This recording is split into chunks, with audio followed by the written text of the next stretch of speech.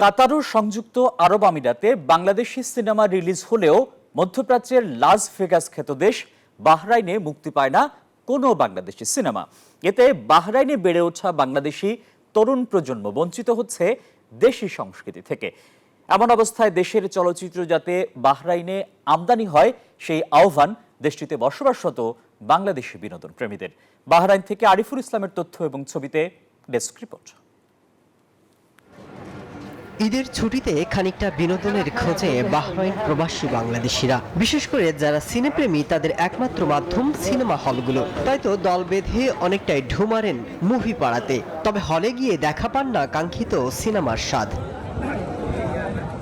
মধ্যপ্রাচ্যের কয়েকটি দেশে বাংলা সিনেমা মুক্তি পেলেও সেই সুযোগ থেকে বঞ্চিত বাহরাইন প্রবাসী বাংলাদেশিরা।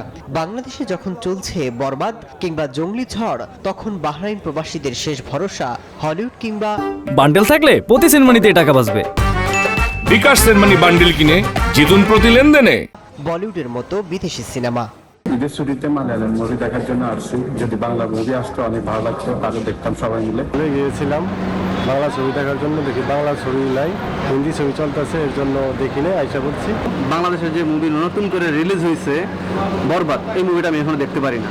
দেশটির 1.5 লাখ প্রবাসী বাংলাদেশিদের মধ্যে বেশিরভাগ শ্রমিক, যাদের একমাত্র বিনোদনের মাধ্যম ইউটিউবে বাংলাদেশি নাটক সিনেমায় ঢু মারা, কেউ বা বাংলা টিভি চ্যানেলে বিনোদন খোঁজেন। এমন অবস্থায় বাংলা সিনেমা বাহরাইনে মুক্তির আহ্বান সিনেপ্রেমীদের। বাহরাইন প্রবাসীরা শাকিব খানের বরবাদ দেখতে চাই, আরিফিন নিশুর দাগি দেখতে চাই। এখানে দেশীয় সংস্কৃতি না থাকার ফলে বিদেশি সংস্কৃতির সাথে পরিচয় হচ্ছে এবং বিদেশি সংস্কৃতি নিয়ে বড় হচ্ছে। সর্বশেষ সাকিব খানের তুফান উন্মাদনায় মেতেছিল বাহরাইন প্রবাসীরা। এমন অবস্থায় সংশ্লিষ্ট কর্তৃপক্ষের কাছে বাহরাইনে বসবাসরত প্রবাসী বাংলাদেশিদের প্রত্যাশা, মুক্তি পাক দেশের সিনেমা, ছড়িয়ে পড়ুক বাংলা সংস্কৃতি। Desk report, news 24।